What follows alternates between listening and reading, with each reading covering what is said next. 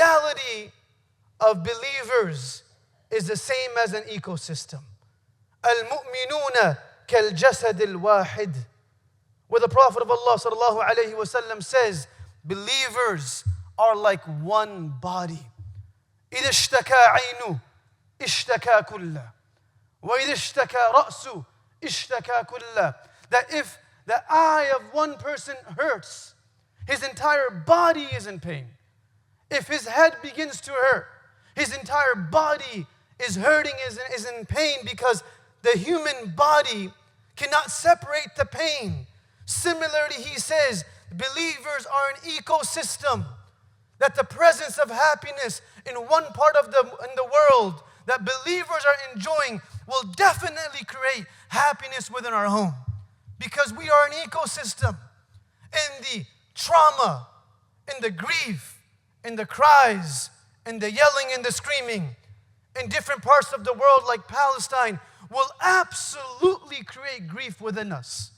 Because we belong in an ecosystem.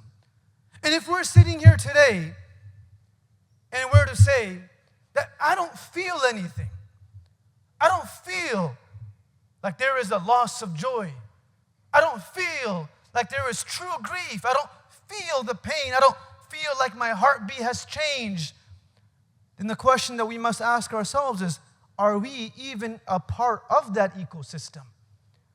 Are we even a part of it? Because if we don't feel loss due to our counterpart feeling loss, perhaps we're not even a part of it. Ask a mother whose pain is not felt by her daughter and son. She at times feels like she has no children because there's no one to empathize with her pain. Ask a sibling who has no siblings to empathize with their pain.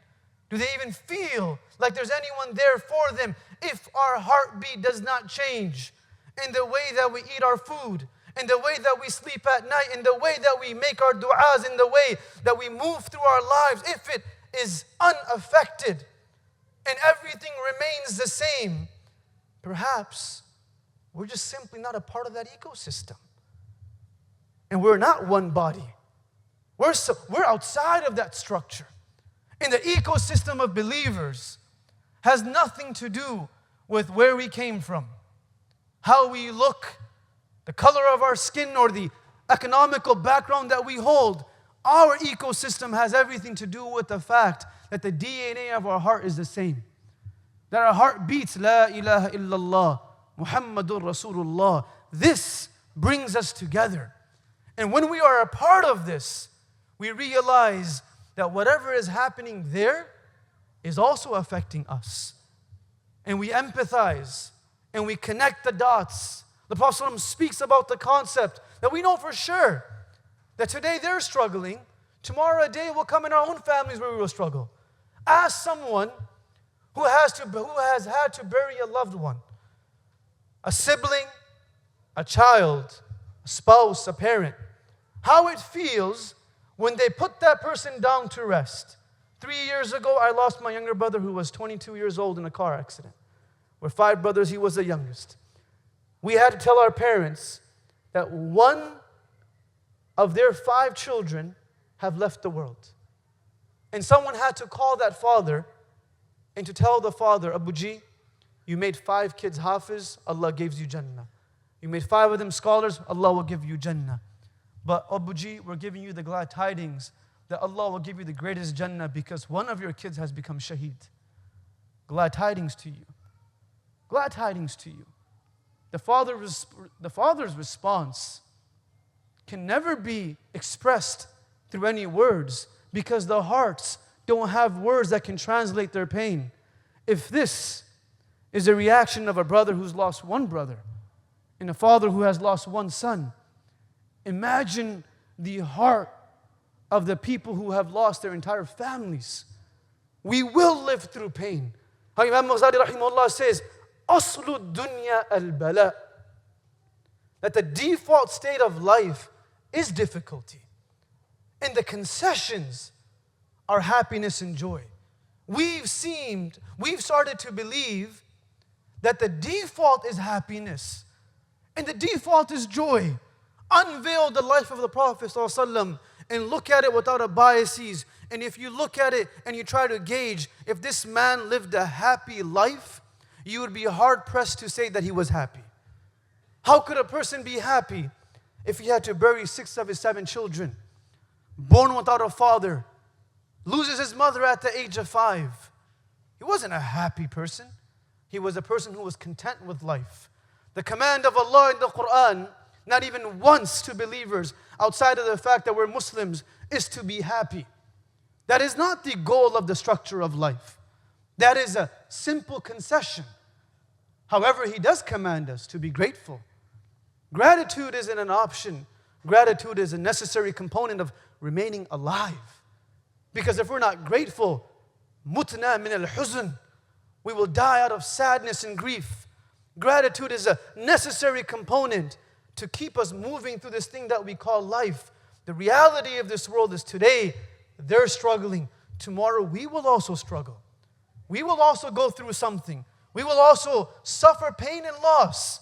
And if we don't identify the reality of our community to be one body, then perhaps there may not be too many shoulders to cry upon. How is it so, or why is it so, that we need atrocities around the world to remind us that we are one body? Was it not enough that when a neighbor passed away, that it should have reminded us that that believer has left this world, I should go to their janazah? Was it not enough for an elder in our community to be diagnosed with cancer, for us to say it is the right of believers upon believers that we visit the sick? Was it not enough for us to say that now we should go for janazas? We accept more wedding invitations than we do janazas, because wedding invitations give us and janazas take from us. The right of a believer is not to go to their wedding. The right of a believer is to go to their janazah, to be present with their family in the moment of that difficulty. When was the last time we simply said, someone lost a loved one that I know, I will call them, I will text them? These are the rights of believers upon believers. These are not those acts that are encouraged. These are those acts that are necessary. Why are atrocities necessary? For us to remind ourselves the pain that that mother is feeling who has lost her son is as real as any pain across the world. Maybe I should just go to visit her and say salam to her. How was the Prophet's community able to consolidate in the face of the most traumatic events and consolidate and become one body? How were they able to remain so strong while being so broken? How were they able to remain so rich though they were so poor? How were they able to keep smiles on their faces while their hearts were shattered? Where Jarir ibn Abdullah says, there was not a moment in my life where I looked at the Prophet ﷺ except that he was smiling at me. That smile was not a reminder of him being happy. We say that I can only smile because I'm happy. Our emotions dictate our responses. If I don't feel good, I'm not going to smile at you. If I don't feel well, I'm not going to shake your hand. Our emotions dictate our responses. However, maturity and consistency is that our responses will be dictated by our principles. That regardless of what happens, the Prophet is still smiling. He's buried his daughter Zainab. He's still smiling. His son Ibrahim leaves this world and his eyes are tearing and his beard is wet, to the point that Abdurrahman ibn Auf looks at him and he says, Awa anta ya Rasulullah? You feel such pain as well? Like, you also experience this? And the Prophet says, Na'am, al-'aynu tadma' wal-qalbu yahzan, wa la naqulu illa bima yarda bihi rabbuna. The eyes tear and the hearts yearn, but the tongue will never falter in saying that except that brings Allah's pleasure. It's real. However, he gets up the next day and he's smiling at people around him because he understands that his smile means the world to people. He didn't smile because he was happy. He smiled because he knew how much happiness it brought into the world. Don't let our emotions create gloom. Don't mask your emotions. But don't let it be the reason, well, someone comes to you and says, what's wrong, man? Why are you so down and all sulking and so on and so forth? Man, you don't know what's going on in my life. What happened in your life? I just got pulled over by a cop. That's why I'm down. Oh, you must have gotten a big ticket. No, I didn't get a ticket. I just got pulled over. So why are you so down for? خُلِقَ الْإِنسَانُ هَلُوعًا إِذَا مَسَّهُ الشَّرُّ جَزُوعًا وَإِذَا مَسَّهُ الْخَيْرُ مَنُوعًا. Allah describes this quality to be a quality of munafiqs, that when they're simply touched with the difficulty and calamity, they let the world around them feel like they're drowning in the waves of the oceans. No, we stand up and we still smile. We don't allow our emotions to dictate our responses. As parents, as youngsters, as spouses, our response will be dictated by our principles. They went through so much, but the responses didn't change. As the people of Gaza, their alhamdulillah is the same. But if we were able to open up their hearts and see the pain inside their hearts, we would not have words to describe it. Do not let their words make it seem like the pain is any less. The mother who loses a child will still say, Lillahi ma a'ta. For Allah is what He gave us. وَلِلَّهِ مَا أَخَذْ. For Allah is what He takes from us. It never belonged to us anyways. The pain in this world is only seen to be pain because we believe the world is all we have to live for. When the Prophet ﷺ reminded us that when these moments take place, he reminded us the reason why it takes place. When he told the Sahabas that a time will come that you will be jumped and you will be driven from different forces. And the Sahabas said, well, the only way we can explain that this will ever happen to us is because we will be less in number. أَوَ مِنْ قِلَّةٍ يَا رَسُولَ اللَّهِ. Is it because we're less in number? And the Prophet says, no. وَلَكِنَّكُمْ كَثِيرٌ. On that day you will be many in number. Ya Rasulullah, how is it possible that we can be pushed around if we're more in number? And he said, because of wahan. The Sahaba say, what is wahan, Ya Rasulullah? And the response was, حُبُّ الدُّنْيَا وَكَرَاهِيَةُ الْمَوْتِ. That we started having this infatuation of life and loving life beyond the need of loving life. Simply seeing it to be a bridge that leads us towards our Prophet. And disliking death. مَنْ أَحَبَّ لِقَاءَ اللَّهِ أَحَبَّ اللَّهُ لِقَاءَهُ وَمَنْ كَرِهَ لِقَاءَ اللَّهِ كَرِهَ اللَّهُ لِقَاءَهُ. Where the Prophet says, whosoever loves to meet Allah, Allah also loves to meet them. And whosoever dislikes to meet Allah, Allah doesn't want to meet them either. We empathize with our community. Empathy is necessary. A sense of feel, a sense that the heart does quake at their pain. If we wish for people to be involved in our moments of difficulty, we must be involved in their moments of difficulty. If we want people to be part of our difficulty, we should be there for their difficulty. If we only want to be invited for their moments of happiness, I don't want to call this person. Why not? Because he's going through a lot. That is when you need to call them. Why would you only call them when they're happy? Call them now. That's when they need it. But it takes too much of my psychological reserve. It takes too much. It brings my entire day down. So what? If one night of our life is difficult to sleep because of what we're seeing, so what? It actually reminds us that we are believers and we are a body that lives together and we're a body that feels the pain of one another. The Prophet ﷺ, and I'll say this one story and we'll wrap it up, to show how the Prophet empathized with the pain of his community. Why would the Sahabas always present for the Prophet's pain? It was simply because he was always present for their pain.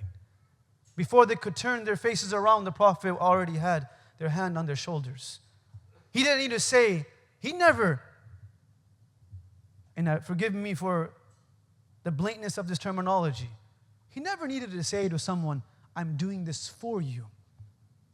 I'm doing this for you is this component of self-righteousness and allowing ourselves to feel more meritorious than we actually are. I'm standing for Palestine. I'm donating for Palestine. I'm going to a riot for Palestine. I'm praying tahajjud for Palestine. I'm making dua for Palestine. No, brothers and sisters, we're doing it for ourselves. Our dua benefits us. Our prayer benefits us. Our charity benefits us. Our tears benefit us. The moment we believe that what we're doing is something that benefits others, half of the intentionality of it is already gone. It benefits us. They don't need us. We need them. Their pain allowed us to feel pious today. Imagine if we had to experience that pain in our own home. How difficult would that be? Allah gave us a shortcut that He brought pain to others for us to recognize the blessing of being able to cry at night. There are people who have never been able to cry in front of Allah. It's a blessing to cry in front of Allah. It's a blessing to allow these tears to rush down your cheeks. The Prophet of Allah is sitting there during the battle of Mu'tah. And the battle of Mu'tah was very difficult, where the Prophet ﷺ sent three Sahabas to be the leaders of the army. Amongst them was Zayd ibn Haritha. The second being Abdullah ibn Ja'far ibn Abi Talib. And the third being Abdullah ibn Rawaha. And each of these three became shaheed. The Prophet of Allah, and I'm sharing this story simply because how relatable it is to what we're seeing today. The Prophet of Allah is sitting in Madinatul Munawwara, فَكُشِفَ الْحِجَابِ, and Allah has removed the veils that are between Him and what is happening with the Muslims and their battle with the Romans. And the Prophet of Allah is sitting there in Medina while the Sahaba is all around him, and he's seeing the battle take place in front of him like watching on a Jumbotron, and he's giving commentary on it. But he's watching it unfold, like how we're watching the pain of Gaza unfold. He's seeing it take place. And as he's watching, he says that Zayd ibn Haritha has taken the flag. And Zayd ibn Haritha is rushing to the battlefield. Zayd ibn Haritha is fighting with such bravery, and he's moving through the flanks of the enemies. And then he says, فَاسْتُشْهِدَ Zayd. Zayd has become shaheed. And Aisha radiallahu anha says, the Prophet ﷺ was standing as he's narrating what's happening. In the moment he says, Zayd has become shaheed, his legs begin to shake, because we're a body.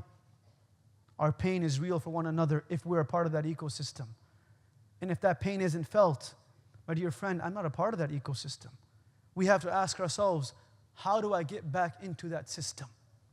How do I get back into a system that can teach me how to soften my heart, that can teach me how to let some tears come down my cheeks, not just because of the loss of my family, but because of the loss of this body. And his cheeks turn pale, and he's unable to stand, and he sits down, and he looks down, and he begins to cry. Zayd ibn Haritha was the Prophet's son that he brought into his life. Zayd ibn Haritha was that child when the father, looking for him for 5 years, finally finds him. And he says, Zayd, come back. Zayd says, oh father, رَأَيْتُ فِي هَذَا الرَّجُلْ مَا رَأَيْتُ فِي أَحَدٍ. I've seen in this man that which I've not seen in anybody else. If you bring the entirety of this world to me, I will never leave Muhammad sallallahu alayhi wasallam. He was that man with the Prophet of Allah, amongst the two men that he told him that I love you, Zayd and Mu'adh ibn Jabal. And then he stands back up and he says, Ja'far has taken the flag. And Ja'far was the Prophet's cousin. At the time of Khaybar, when the Prophet ﷺ conquered the entire land and the forts of the Jews, like one day the Muslims will conquer the land that has been taken from us in Palestine. The Prophet conquered their lands and he took their forts. On that day where the Muslims finally saw wealth for the first time, and there was happiness in the air. Imagine the happiness that we will feel when Quds once again becomes fully ours, or when Kashmir becomes ours, or when the oppression comes to a halt. Imagine the sense of joy. And in that moment, he sees a convoy returning, and he sees people coming back and coming closer to him. And as the dust settles, Ja'far ibn Abi Talib comes off his animal, and he was gone to Habasha for 12 years, the Prophet's cousin, for 12 years. And he descends his animal. He comes close to the Prophet. The Prophet ﷺ stands up to honor him, and he comes close to him. فَقَبَّلَ بَيْنَ عَيْنَيْهِ, and he kisses him between his eyes. فَضَمَّهُ ضَمَّةً شَدِيدًا, he hugs him with such love and intensity.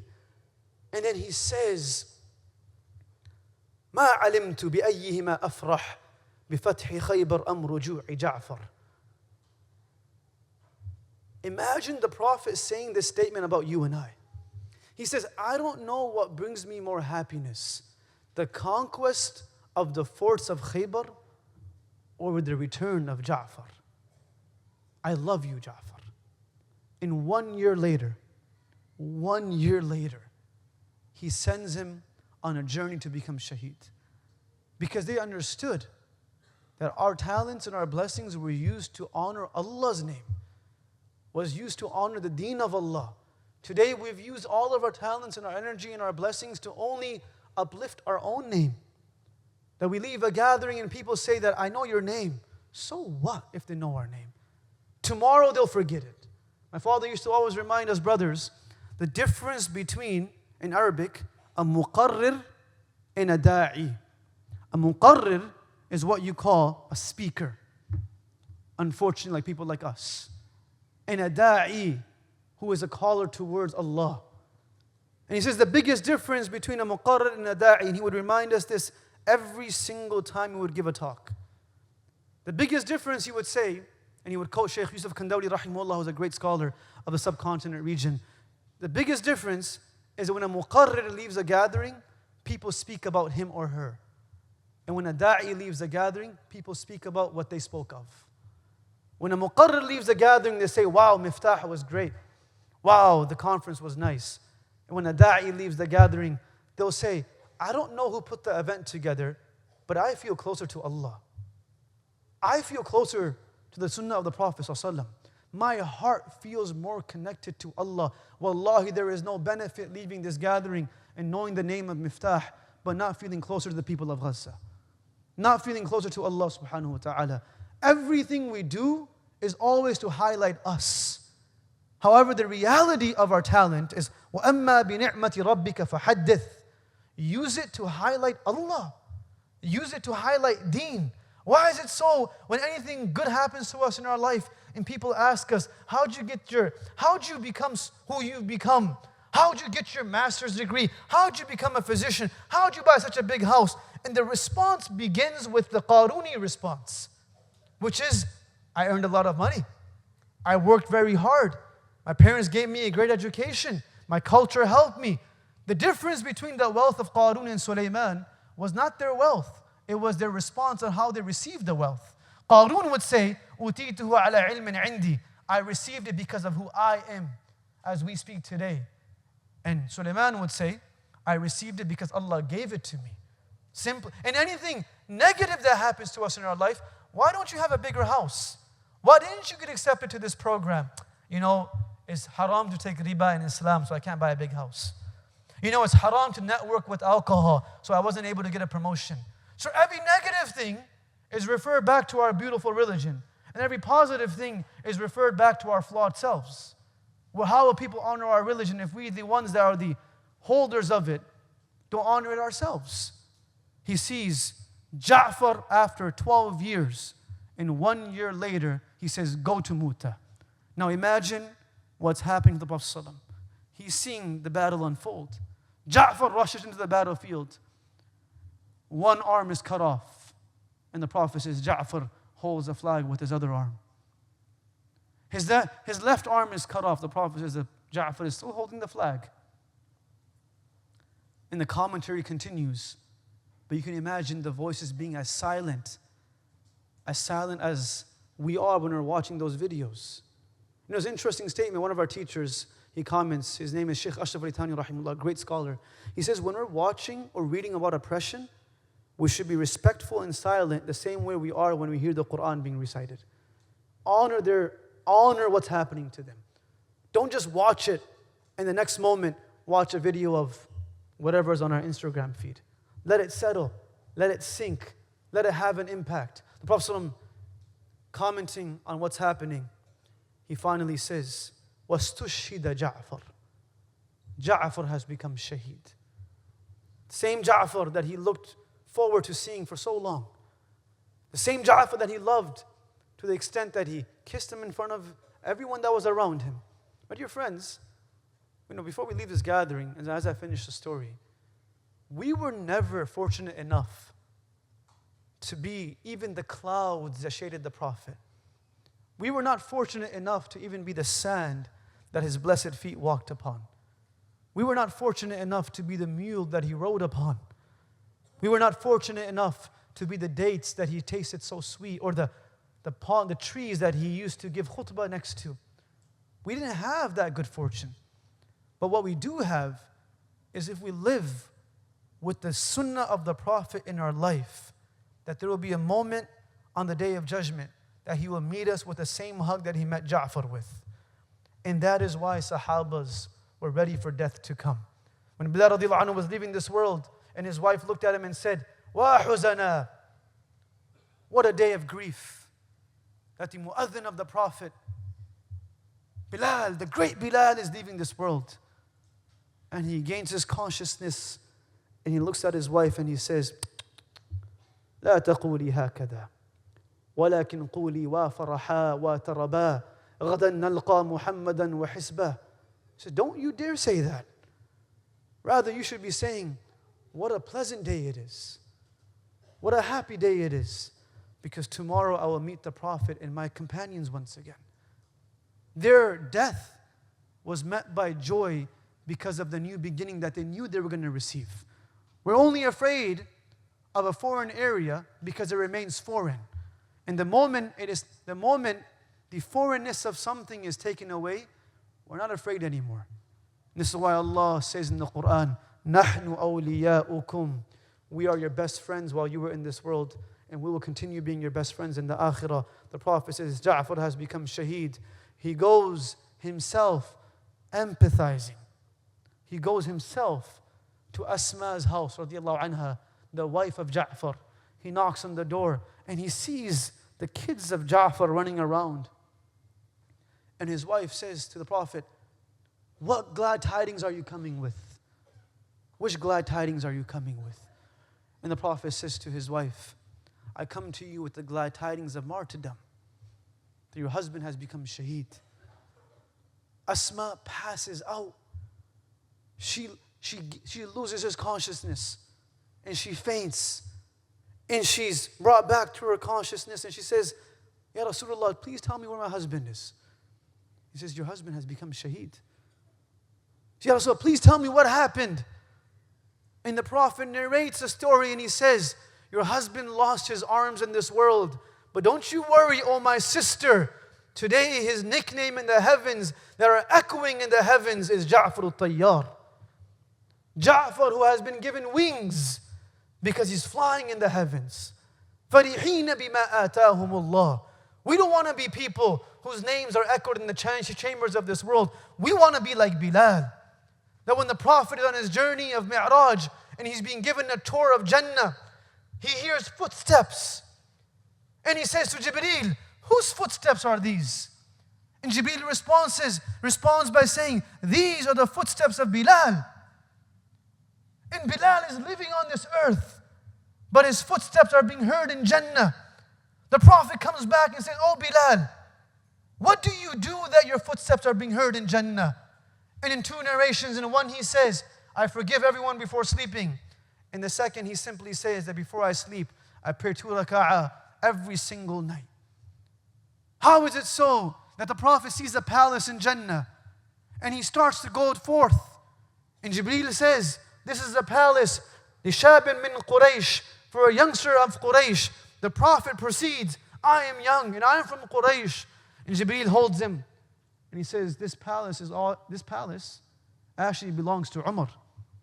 How is it so? They're living on this earth, but their names are so well known in the heavens that they already own real estate. Because they lived for akhirah. They did not live for dunya. The Prophet then tells Fatima that you take these kids like your own kids. And he tells Aisha, you take care of Asma like she's your own sister. Sympathy is what the world gives one another. Empathy is what Muslims give one another. Sympathy is simply saying that I feel your pain. Empathy is what the Prophet introduced to this world. He said, I don't simply feel your pain. I am right by your side while you struggle through your pain. That he wasn't ready to miss a janazah.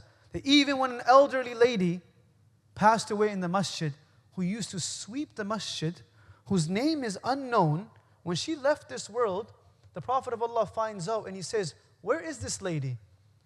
And they say, Ya Rasulullah, she's passed away. The Prophet then says, well, let's pray janazah. They say, we've already prayed janazah. The Prophet gets upset. You prayed janazah on her without me? Without telling me? Empathy is real. Sympathy is a tick on a box. We don't simply say the words that we say because they're the formalities that we have to follow. We say what we say because we feel it. Today, even our handshakes have become formalities. That shaking someone's hand and hugging them for the sake of simply doing it is extremely rare. Meeting someone outside of a formality is extremely rare. And dare I say, giving gifts to your own parents outside of formalities is even rare.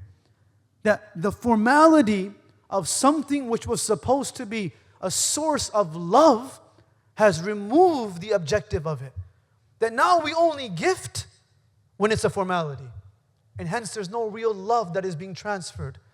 Our handshakes are calculated. Our relationships are calculated, not based upon how much we can give the person, based upon how much we can get from them.